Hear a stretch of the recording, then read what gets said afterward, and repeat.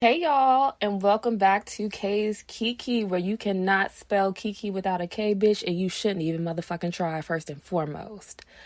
I am so excited about this episode because I'm really, this one I'm going to lead with a word. And I think the words should be more directed towards my ladies. So here we go.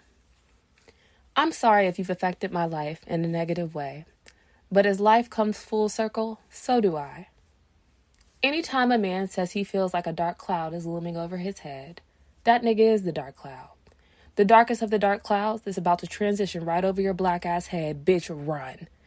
That's how we're going to start. I'm going to start motivating y'all to see these goddamn red flags and leaving these raggedy, ashy need niggas alone.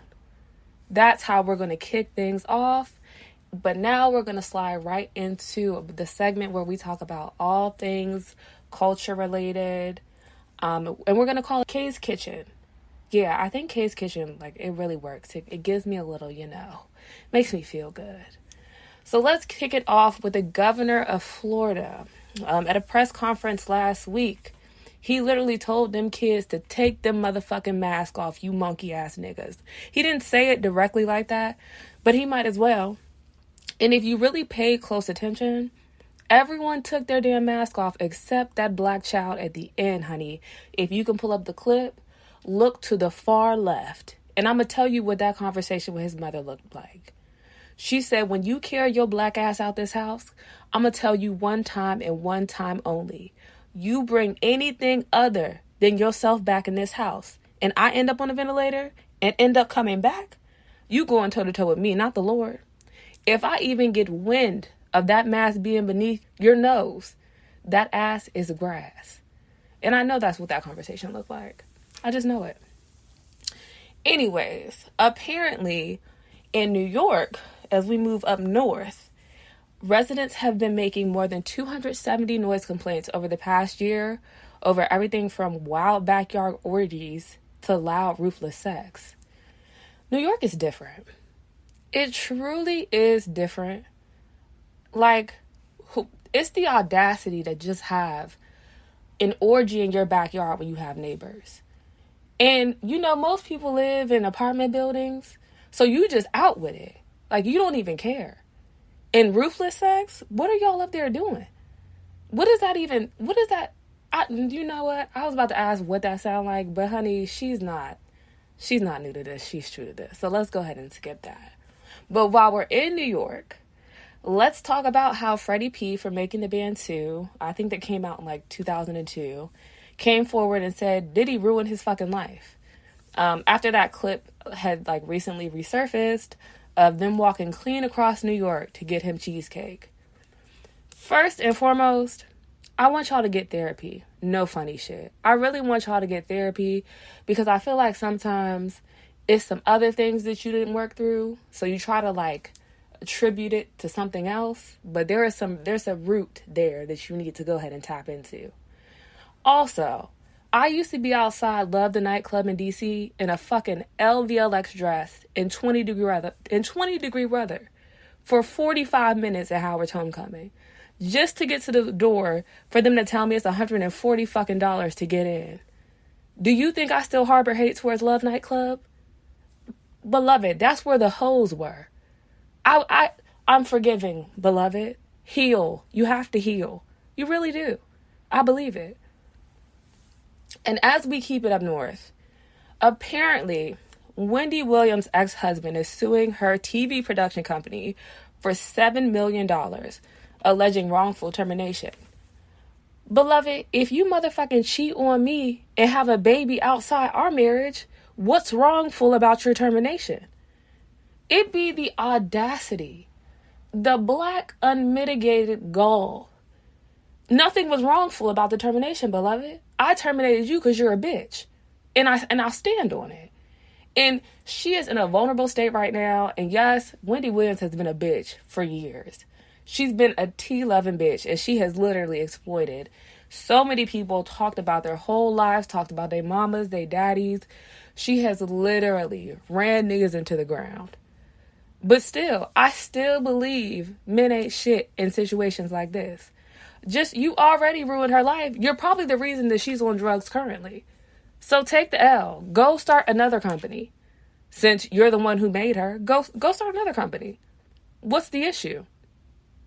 I don't get it. So, the baby. Back to him this week because he has been interviewing all wild, honey. He said the Danny Lee situation, he would not have done it any differently. Life is life. He said when they ran into Danny Lee's brother in that bowling alley in LA, he was fearful for his life because Danny Lee's brother had been making threats on the internet just nonstop. So he said that he really suffered emotional distress from the threats that her brother continuously made online. And beloved, I applaud you for building that case to go in your favor, beloved, because everybody who has ever followed any of the baby situations, you are either going to end up fucked up after an altercation with the baby or dead, because he definitely killed a nigga in Walmart. I hope y'all didn't forget it.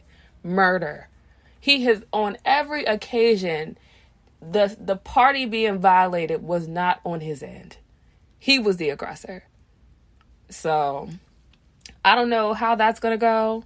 I wish the baby luck, not really, because the way that he handled that Danny Lee shit was wild. But her brother was talking a lot of shit, and I said that the last time, and I gotta stick to it. So I don't know if you guys watch Married at First Sight.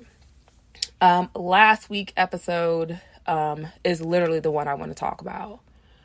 There is a character on there named Olajuwon, and he married a girl named Katina. Katina was clearly emotionally abused in her last situation. And maybe I don't feel as though she's the smartest. I don't know the girl. I just know what I see on TV. So I can't really judge her character. This man has said, when I have a wife, she needs to cook. She needs to clean. She needs to cater to me as though I am a child. He didn't say as though I am a child. But he might as well have said the shit. So finally, like, after berating her every time he gets a chance, clean, cook, come home from the grocery store, you don't have enough groceries, you haven't done this, you haven't done that, he takes her out to a cooking lesson. And, like, it's like a cute little spot. It has drinks. They're making, like, Caribbean-inspired food. And so he sits her down. And he tries to have this conversation again. And he says, I don't know if you're capable of being a woman. Like, I don't know if you're capable of being the wife that I need, and I've yet to see it. He's like, I mean, you say that you've tried, but I haven't seen it. Like, y'all, and he berates this girl probably for a smooth, because he talks a lot, 20 minutes of him just frying her about being not stepping up as a wife the way that he feels that she should, not doing this, not doing that. Bruh, by the end of the scene, she's exhausted. Like, she's emotionally exhausted. She's crying. And he's like, I mean, I just got to be real with you. Like, I want a wife. I want somebody who cooks. And he belabors the point. And to me, I watched it and I got more and more angry, because it's like, how much of a narcissistic bitch can you be? And I think a lot of men, y'all don't be realizing you are a narcissistic bitch. And you ain't never going to experience nothing good in life because you ain't shit. And from watching Married at First Sight, if anybody knows that man Olajuwon, tell his ass to go straight to hell. He sat down with her friends. Oh my God, I've never dated a black girl. Mind you, he's black, but he loves to say how he's half Irish. He won't let it go. And we're like, okay, but you're black, beloved, so you can be half Irish. But what does that mean to us? And her friends are looking at her like, girl, he does know, right? Like, what the fuck? So the episode in general just pissed me off. But if you get a chance to watch Married at First Sight, please do, because it's foolish. Just can't. So last week we talked about Joe Rogan and his use of the word nigga, and him putting a compilation together of him using the word nigga. So Freddie Gibbs takes his monkey ass on the Joe Rogan show. It is like, I thought that shit was funny as hell, But you can't. And then Joe Rogan is like, well, oh, so nigga's the only word that we can't use as white people. And he's like, I mean, you got to let us have that. Like, y'all already kidnapped us and brought us over here. But Joe Rogan, this is my issue when people say things like that. Y'all literally make up a majority of everything. You're the majority of the workforce. You're the majority in most hobbies that people like to participate in outside of work. You're in the hip hop classes, taking over those, the dance classes. I want y'all to understand, it is okay to not be included. It's okay to not be included, beloved. There's some things I can't be included in, and I'm okay with it. It's certain words I can't say. I'm not even comfortable saying because it's not all inclusive. It's not.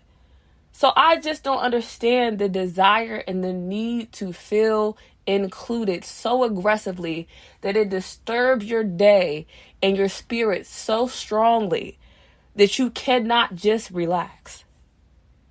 I don't understand it. I never will.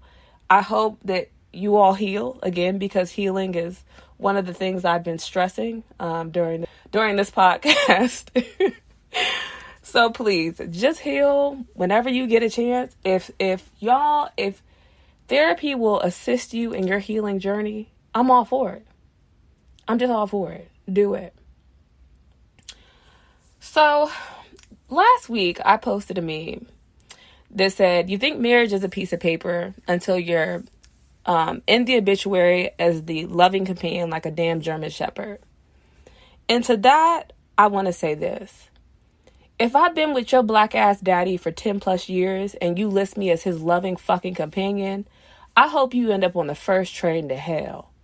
List his goddamn pit bull as his loving companion, because I love hood niggas and I know more than likely he probably gonna have one that he been with his whole life. List him as that. I am not one of them, beloved. We wasn't together for 10 plus years for kicks and giggles. Let that hurt go. Go to therapy. Don't be listing me as no damn loving companion. I just really can't.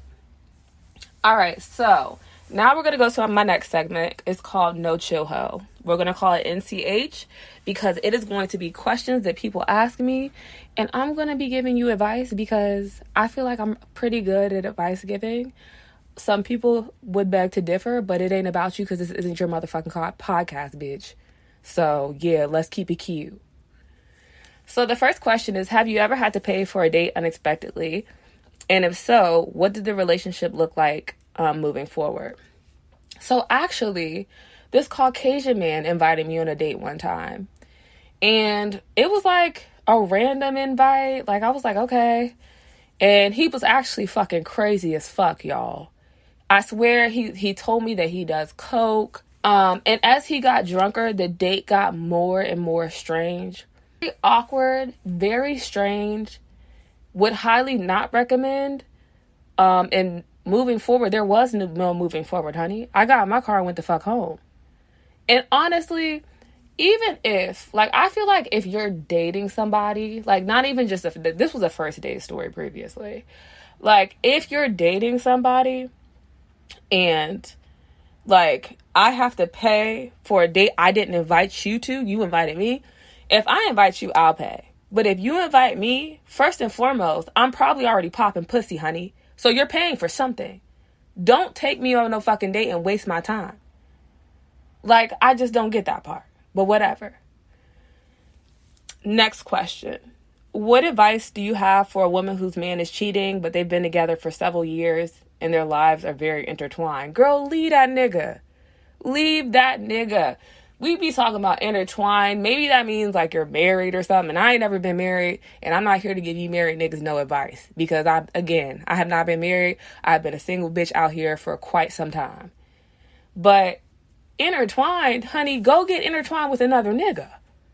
That's all I'm saying. That's the advice that I would give to you. Intertwined, like what, your accounts are intertwined? Because, honey, if you're married, okay, maybe your accounts are intertwined, but hopefully y'all niggas got a prenup, so we'll handle that part of the situation. But if you're not married and your accounts are intertwined, you need to go get therapy, honey. Why are y'all sharing accounts and y'all not married? When did y'all become husband and wife? Why are they getting husband and wife